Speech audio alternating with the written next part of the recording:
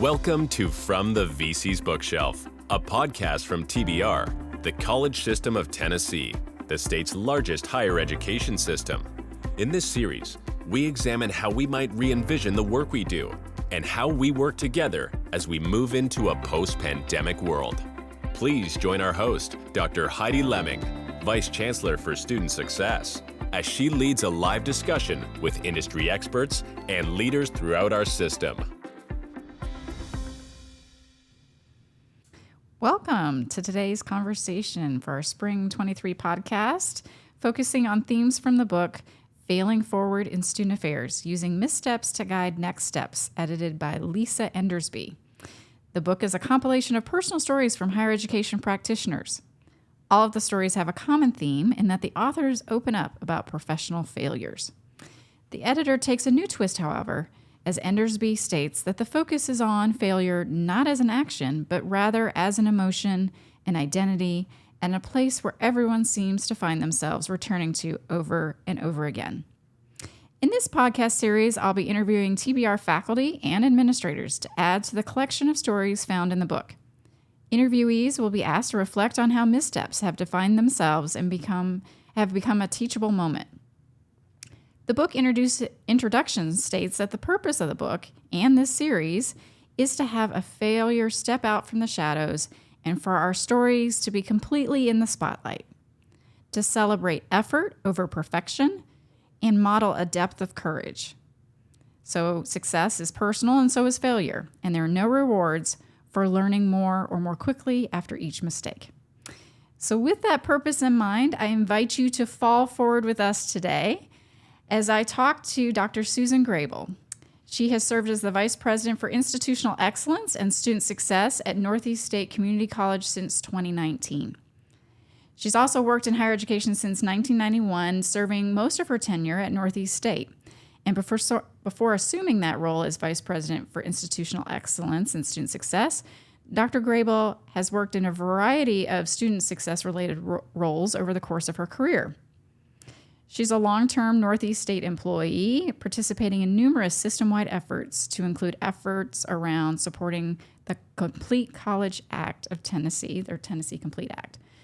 In addition, she has spearheaded various institutional efforts to promote student success by applying diverse student development theories and best practices, and she oversees the college's strategic enrollment management, Achieving the Dream, and THEC student equity project efforts. So lots of good work there. Yeah. Dr. Graybeal earned an EDD in Educational Leadership and Policy Analysis from East Tennessee State University. Thank you for being here with me. And thank you for having me, Dr. Lemming. I'm excited to have this conversation with you. Obviously, you've got a lot of years of experience in not only higher ed, but here in Tennessee. So excited to hear some reflections. I kind of read through like a little resume there of your experience, but maybe share something a little bit more personal about, who you are and maybe where you're coming from. Yeah, I'd be happy to. As I said, I've worked in higher education since 1991, a long time, and from a work experience, that's the majority of my work. I was in the Navy prior, and so I went to college all over the place. And at 30, I started my career at Northeast State for my education, and then went from there.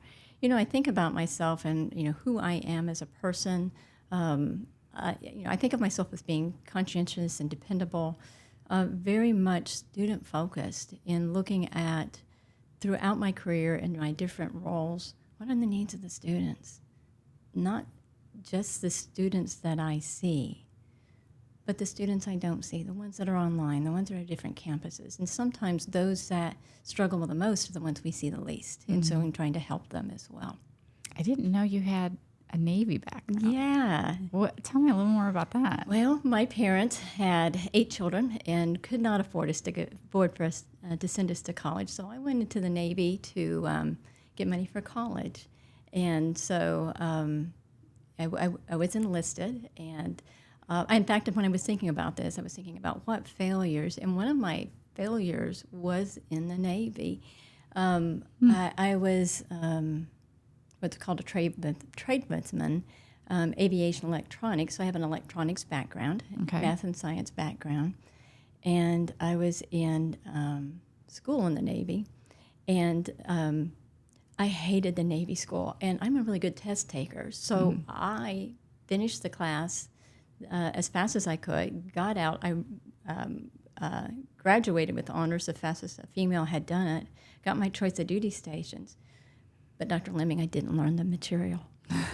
And so I got there, and it was a failure in the fact that I had to start back all over because they thought I knew what I was doing, and I did not. And so it was a success but a failure in that respect. And spent 4 years in the Navy, and then got out and started in higher education. Wow. So that's interesting to me. So when you think about like how we're teaching students, I mean, you can personally of think about how information is consumed and Yes, I can. may not be retained. Yeah. And may not be retained, and that was many years ago, and it was self-paced courses, and so having that type of model, what originally would have been called a distance learning, but it wasn't distance learning. You were at a base, but you just did it on your own. And so, I had some very unique experiences with learning and different learning models. So that's probably also informed your approach to working now on a college campus and, It has. and working with students. Yes, definitely. Cool. All right. See, I always learn something about people that I think I know fairly well. But this is great. So that was one story, I guess. But also, I always try to have folks tell me how they define failure, because I think all of us kind of interpret that a little differently, and that also shapes probably how you're going, hopefully later in this podcast, share other experiences. Right. So how do you define that? Well, in looking at it and thinking about that, how I used to define failure was the lack of meeting expectations, not succeeding. And it's painful. Now, my definition over time has changed to a lack of a failure. It means, you may not have met those expectations, but you have an opportunity for improvement, an opportunity for growth. And for me, that's what I really want to focus on. I talk with students about that when they come in with challenges. And this is an opportunity to learn and to grow and to catch failures early. Don't let them build. Right. So let's get into it. Let's talk maybe about some more kind of professional experiences with failure. We know it happens to everyone. We accidentally reply on an email that we shouldn't have, or say something we shouldn't have. We slip up. Those are easy mistakes to kind of overcome. You just kind of move on. But as you reflect back over life and career, can you think of more, I guess, consequential mistakes that have been made? And of course, wherever you're comfortable here sharing, kind of talk about like what you learned from that experience. Yeah. So failure for me, one of my, I don't know if it's my motto or the themes that I live by, and I talk with my staff about it as well, is if this is the worst thing that happens to us today or this year, we're in good shape. But sometimes it is pretty bad. And so those can have more long-lasting impacts. And I think for me, reflecting back on that, a failure that for me was at an institution where things weren't going as I felt that they should. There were policies being put into place, practices that I felt were not appropriate for the institution. We were going in a direction I felt was inappropriate. So where I felt my failure was how I handled it, Heidi. It was too abrasive, too abrupt. And so what I ended up doing is not helping and supporting the institution and moving forward in the way I handled the situation. It hurt me professionally. And so not going into specifics about the detail, because those aren't really important. What's important is we talked about the emotional part of it. And I think for a lot of people, that's the truth.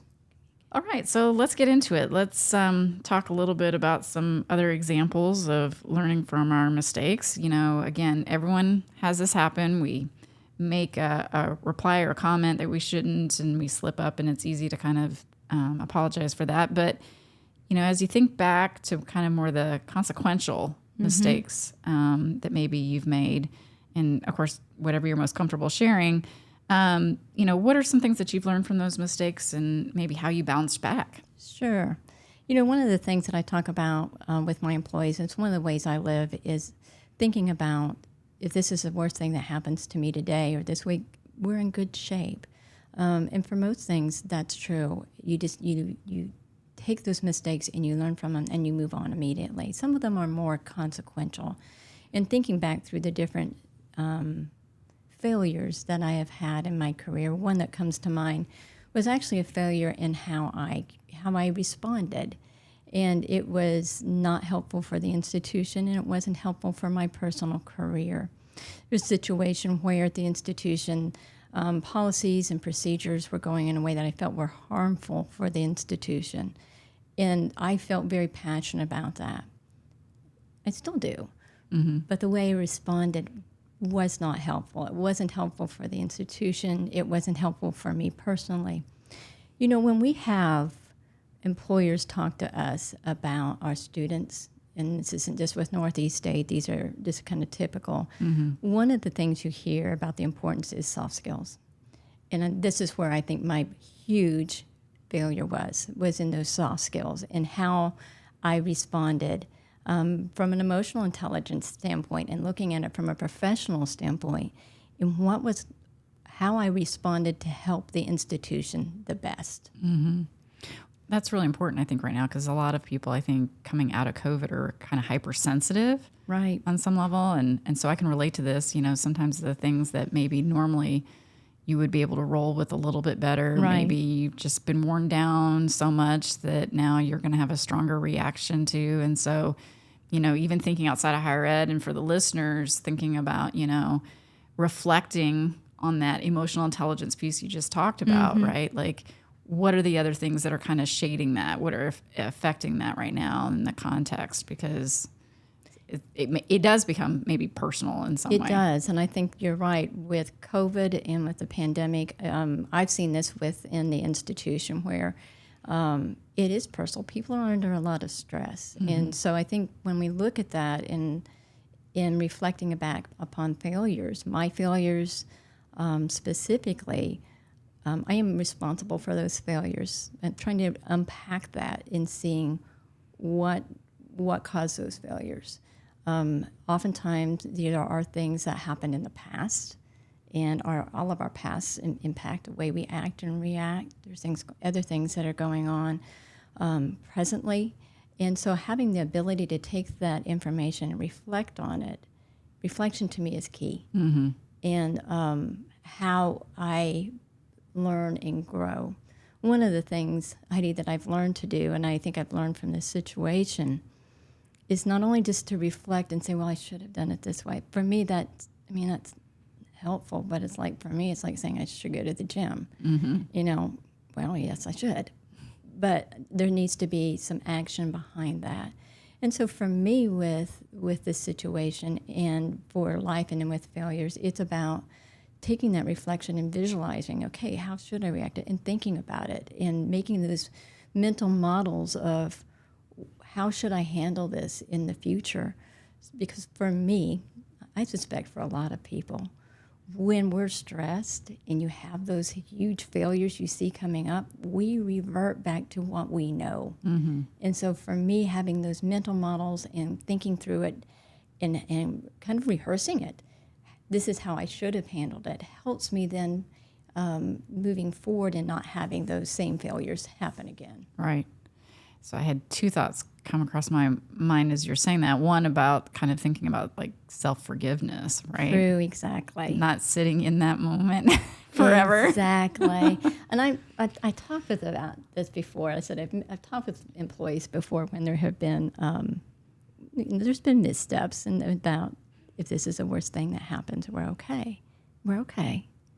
And I've said, I'm not saying that flippantly. What happened? Yeah, there are consequences, there are issues that we've got to work through. But let's work through them. Life goes on. Let's fix it. And it's okay.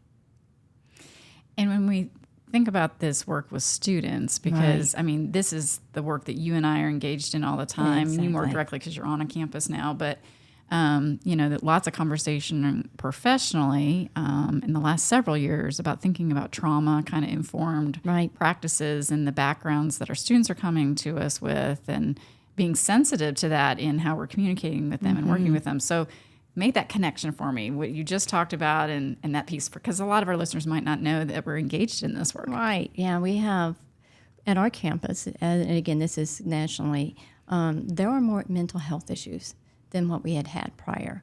And so we're working a lot with more of those trauma-informed decisions that are happening with our students. And so helping them understand those same principles. You need to be accountable. You need to be responsible. And we're here to help you. It's not a gotcha. We're here to help you. And so part of it, again, is looking at how do we get to those students? How do we get the students that are experiencing that trauma and pull them in? And, we talk about this in different respects. Heidi, going with, for example, focus groups. It is really easy to get the high performers in focus groups. It's harder to get the students that may be struggling to come into focus groups. So how do we get engaged? Engage those students. We have conversations about that all the time. Those that are trauma informed, reaching out to them, looking for different methods, and making them feel it's okay. We're here to help you. Right. You think about it from a higher education perspective.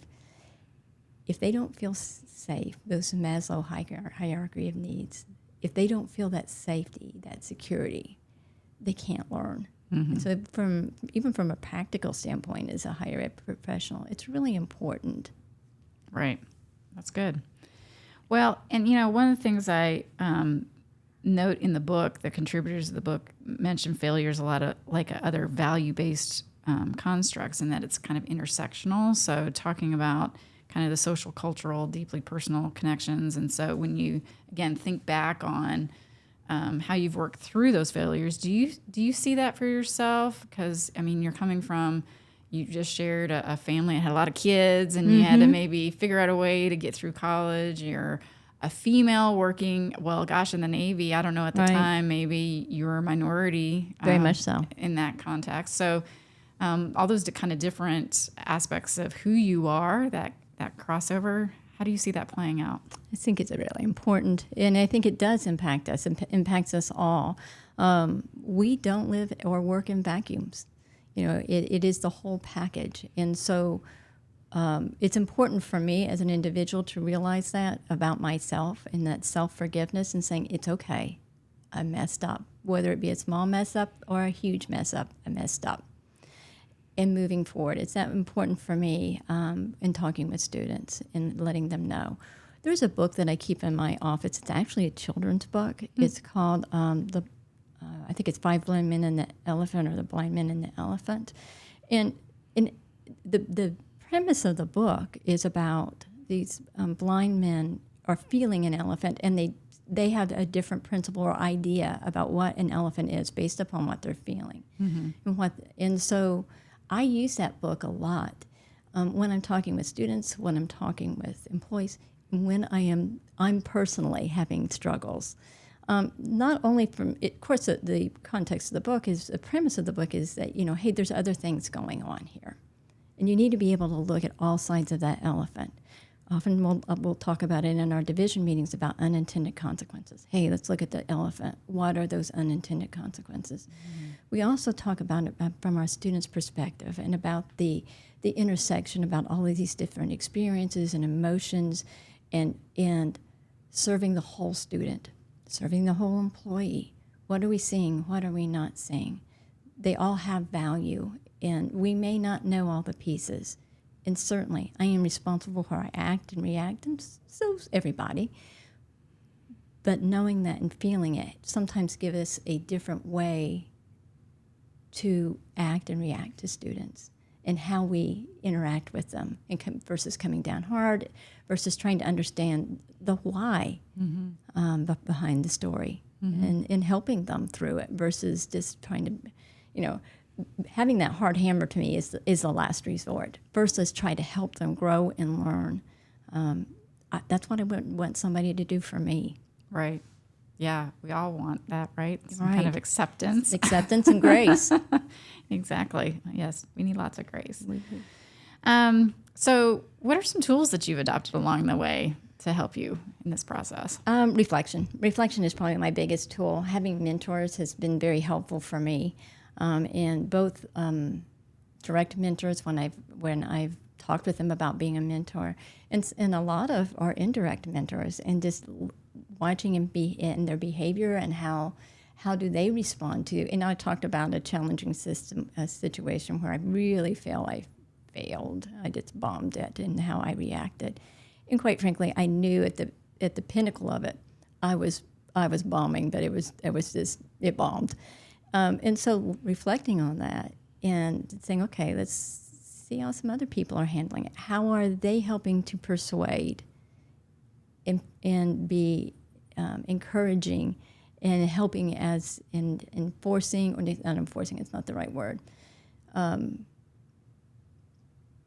really helping to push initiatives that we felt were the best for the institution in ways that were appropriate and positive and had a positive impact. So those mentors are really important to me. They continue to be, both, as I said, personally and those I don't even know that I use them for mentors. Lana Hamilton, who is the former vice chair, I knew her for 30 years. And we were close friends and mentors for each other, and just being able to talk through things. And that was one of the things, too, Dr. Lemming, I was thinking about, because Lana and I did this type of dialogue through this time. And when I had that huge failure, I thought, okay, where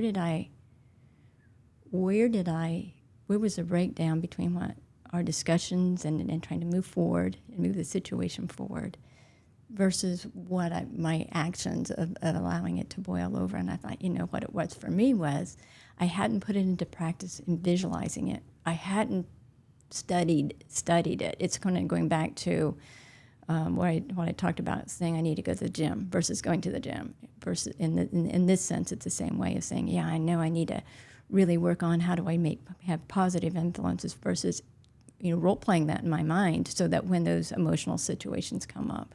So those are the two things that I think have really helped: reflection, and then finding those mentors that I felt like I could talk with and or really model my behavior after. Well, and you might very well be a mentor to folks right now. Maybe you don't even know that you are, right? Kind of like you were saying, some people maybe. And I think for all of us, it's one of the things that we are mentors to others, and we don't even know it. One of the other things that I work with an individual or work with individuals in mentoring them, and it kind of relates to this and to my own situation. There is a country song called 5 O'Clock Somewhere, and in that song it talks about keeping it between the navigational buoys, and so. That's something I learned from this experience, and something I talk about with others, is buoys can expand or contract. They are not necessarily fixed in the ocean. They're usually mobile. They can come in and out. And within our professional life, there are times where those buoys need to be in. The situation I talked about, the buoys needed to be in more. There are other times the buoys can be out. So for me, using stories is a big piece of that.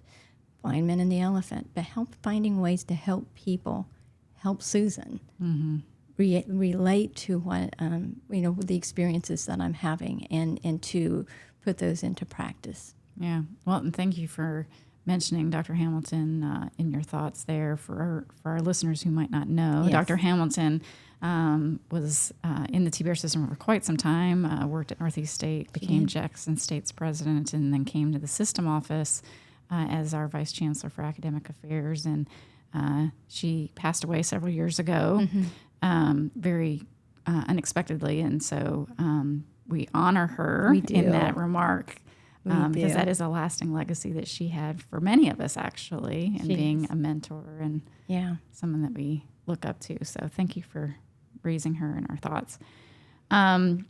So any other, when you think about kind of over the course of time and the reflections that you did, even in preparation for today's podcast. Any thoughts about where maybe you didn't push yourself enough in that? Yeah, I would say there are different times in my career that I didn't push myself enough. And that can be fear-based in thinking, okay, I'm going to get in trouble if I do this. We've talked about how different people react. We've been through different situations through the pandemic. That can create fear in people in having to juggle different situations. And for me, there have been very clearly situations where there was a fear in how he reacted. And even going back to the one premise I'm talking about, the situation, part of my problem, I think, was that I didn't address it soon enough. And so therefore it built up. And so I think that's a key, is addressing fear soon enough, addressing those failures soon enough. And being okay with that fear of failure. You have to go through the river to get to the other side, and you can't keep avoiding going through it. And so being able to start taking those steps with in smaller pieces. It's easier to go to A to B than to A to Z. And so that's what I learned from those situations where I didn't take a step because I was afraid of failure or rejection or being silly. So learning that it's a key piece. I think it's a key piece for me. It's a key piece for my maturity. It's okay. And so much of this, I'm like, gosh, we never outgrow it. Like, no, we don't. I remember being that way as a teenager, and now, getting close to 50. Like, I still have moments that I experience that. You're talking about that too. Like, that is a common thing that all of us. But for some reason, we always kind of feel like we're on an island. I think sometimes with this, right? I think you're right. I think everybody thinks everybody else has. They got it going on. They know exactly what they're doing. That they don't worry about failure. Or they're not failing to the same extent that I am. But it's human nature. It's very much human nature. There are books about it. There's books about the broken road. Both books, there's songs about it. And if you listen to those songs or you read the books, it's about failing and overcoming failure. And you get up and you try again. And you work at it. And then there are some really unintended and unexpected good consequences that can come out of failure. Oftentimes for me, I look at, oh my gosh, what are the bad things that are going to happen from this failure? Sure, it can be painful. It hurts. It can be embarrassing. There have also been some wonderful things that have happened out of failures, and things that I never would have gotten to experience if I hadn't had those failures. Sitting here talking to you today is one of those, is just having my professional career take a different path, and getting more experience with student affairs again. I'd had quite a bit when I was a director of the Elizabethton campus, and having those other experiences led me here to you on that broken road. And so it is. And then coming here and in this role as the Vice President for Institutional Excellence and Student Success, I fail all the time, Heidi. What I hope to do is not to have huge failures. Catch the failures when they're small. Say you're sorry. Make amends and move on.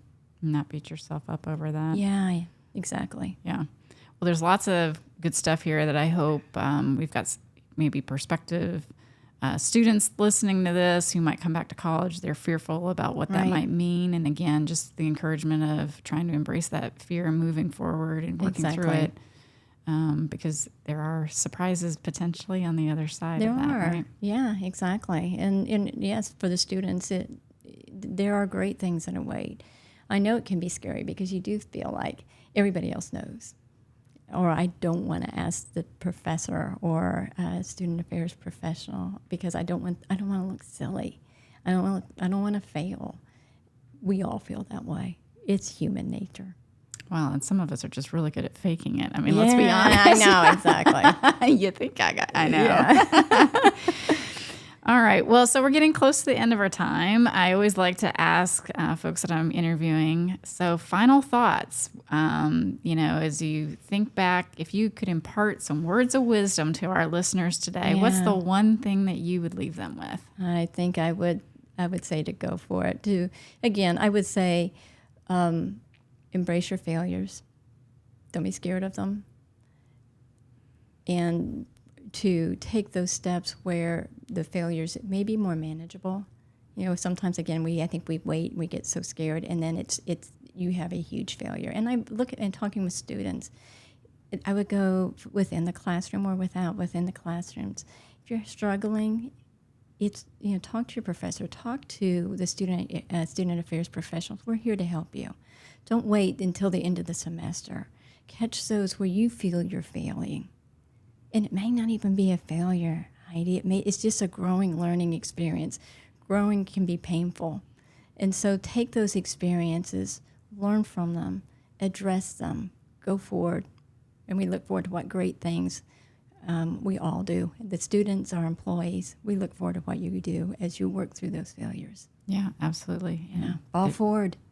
Fall forward. Fail forward.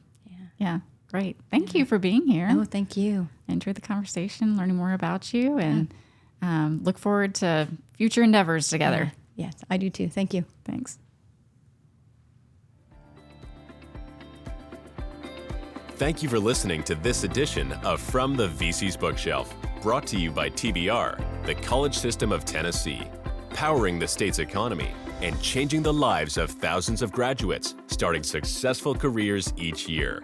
To learn more about upcoming book selections or to register to attend discussions live, visit tbr.edu/bookshelf.